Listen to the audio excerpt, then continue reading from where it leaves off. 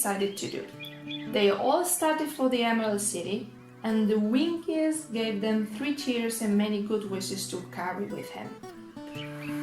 There was no road, not even a pathway, between the castle of the Wicked Witch and the Emerald City.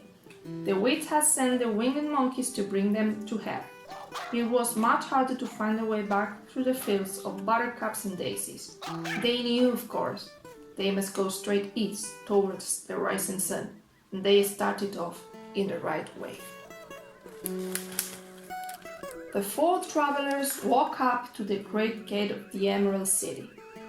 When the people heard they had melted the Wicked Witch of the West, they all gathered around and followed the travelers to the Palace of Oz. They thought the great wizard would send them at once, but he did not. The waiting was tiresome and wearing. Promptly at 9 o'clock the next morning, they all went into the front room of the great Oz. Presently they heard a voice, and it said solemnly, "I am Oz the Great and Terrible. Why do you seek me?" "We have come to claim our promise, O Oz." "What promise?" asked Oz. "You promised to send me back to Kansas when the Wicked Witch was destroyed," said the girl. "Is the Wicked Witch really destroyed?" asked the boys, and Dorothy thought it trembled a little. "Yes," she answered. "Dear me," said the boys. "How sudden! Well, come to me tomorrow, for I must have time to think it over." "You had plenty of time already," said the Tin Woodman angrily. "You must keep your promises to us," exclaimed Dorothy. The lion gave a large, loud roar, which was so fierce that Toto jumped in alarm and tipped over the screen that stood in a corner. As it fell with a crash, they saw, standing in just the spot the screen has hidden, a little old man. The Tin Woodman rushed over the little man and cried out, "Who are you?" "I am Oz, the Great and Terrible," said the little man in a trembling voice.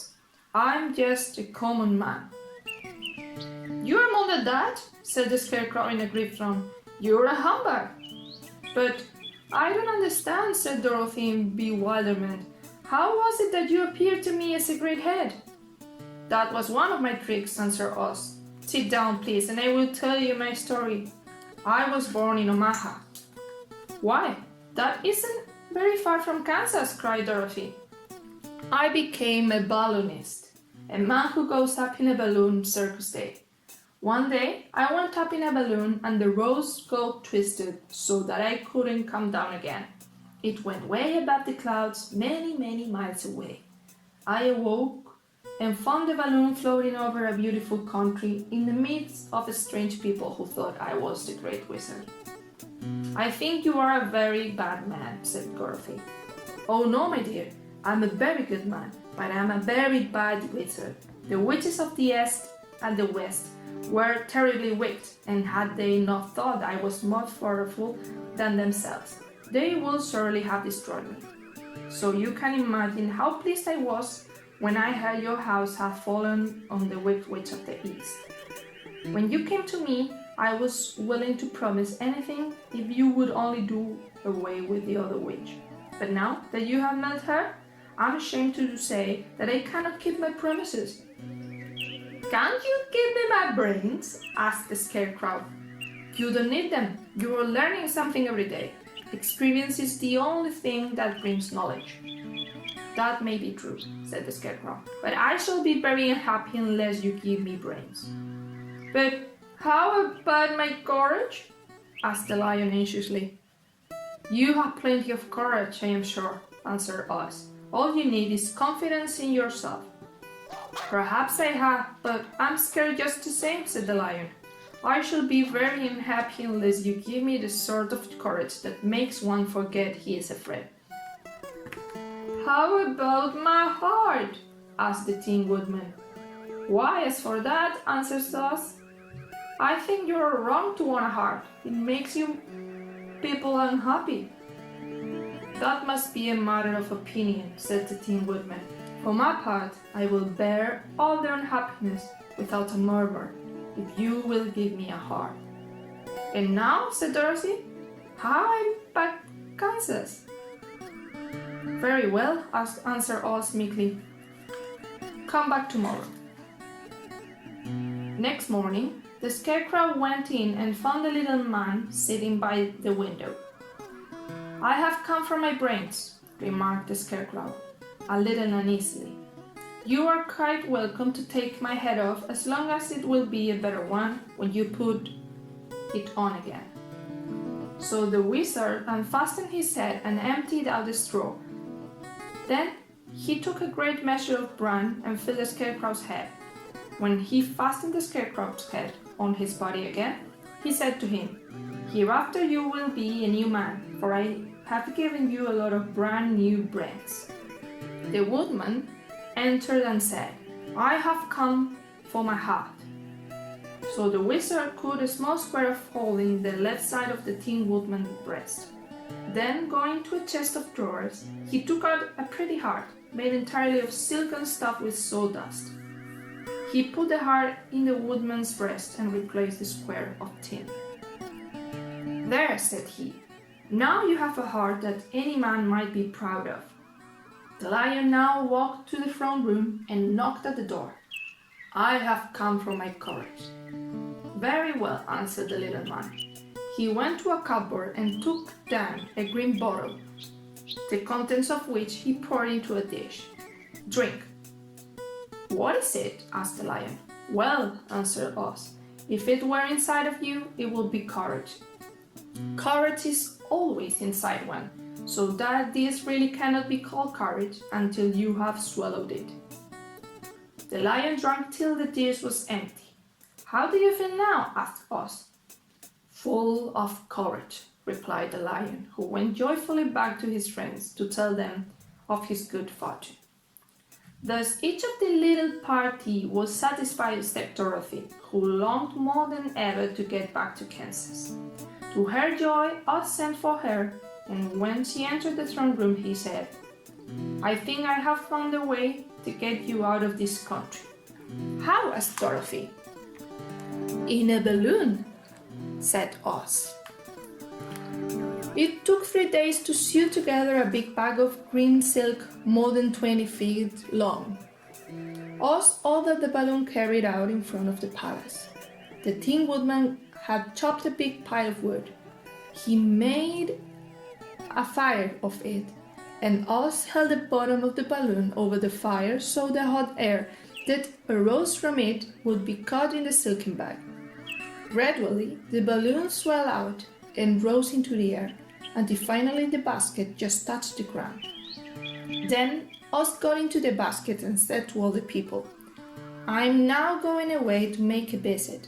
While I'm gone, the Scarecrow will rule. Obey him as you would me. The balloon was by this time tugging hard at the rope that held it to the ground. Come, Dorothy, cried the wizard. Hurry up or the balloon will fly away. I can't find Toto anywhere, replied Dorothy. Toto had run into the crowd. Dorothy at last found him and ran toward the balloon. Oz was holding out his hands to help her into the basket when crack went the ropes, and the balloon rose into the air without her. Come back, he hissed. I can come back, my dear, called Oz. Goodbye. And that was the last of any ever saw of Oz. Dorothy wept bitterly at the passing of the rope to get home to Kansas again. Well, then what can be done? Inquired the woodman. Is there no one who can help me? Asked Dorothy. Glinda, the witch of the south. She is the most powerful of all the witches and rules over the Quedlings. Her castle stands on the edge of the desert, so she may know a way to cross it. The Scarecrow said, It seems that the best thing Dorothy can do is to travel to the land of the south and ask Glinda to help her. I shall go, declared the lion. Dorothy will need someone to protect her. That is true, agreed the woodman. I also will go with her to the land of the south. When shall we start? Asked the Scarecrow. Are you going? They asked in surprise. Certainly. If it wasn't for Dorothy, I should never have had my brains. My good luck is due to her, and I shall never leave her until she starts back to Kansas, for good and all. The country of the Quedlins seems rich and happy. The fences and houses and bridges were all painted bright red, just as they had been painted yellow in the country of the Winkies and blue in the country of the Munchkins.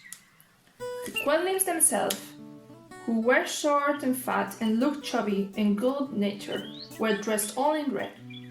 The four travelers walked by fields and across pretty bridges until they saw before them a beautiful castle. They told who they were, and after a few moments, Dorothy and the others were admitted at once. The witch Glinda sat upon a throne of rubies. Her hair was a rich red color, and her dress was pure white. "Can I do for you, my child?" she asked. Dorothy told the witch all her story, how the cyclone had brought her to the land of Oz, how she had found her companions, and of the wonderful adventures they had met with. "My greatest wish now," she added, "is to get back to Kansas." Glinda leaned forward. "Bless your dear heart," she said. "Your silver shoes will carry you over the desert. All you have to do is knock the heels together 3 times and command the shoes to carry you wherever you wish to go." "If that is so," said the child joyfully, "I will ask them to carry me back to Kansas at once." She threw her arms around the lion's neck and kissed him. Then she kissed the Tin Woodman, who was weeping in a way most dangerous to his joints. She huggled the soft, stuffed body of the scarecrow and found she was crying herself at sorrowing parting from her loving companions. Dorothy took Toto up solemnly in her arms, and having said one last goodbye, she clapped the heels of her shoes together 3 times, saying, "Take me home to Aunt Em." Aunt Em had just come out of the house when she looked up and saw Dorothy running toward her. "My darling child," she cried, folding the little girl in her arms. "Where in the world did you come from?" "From the land of Oz," said Dorothy. "And oh, Aunt Em, I'm so glad to be at home again." The end.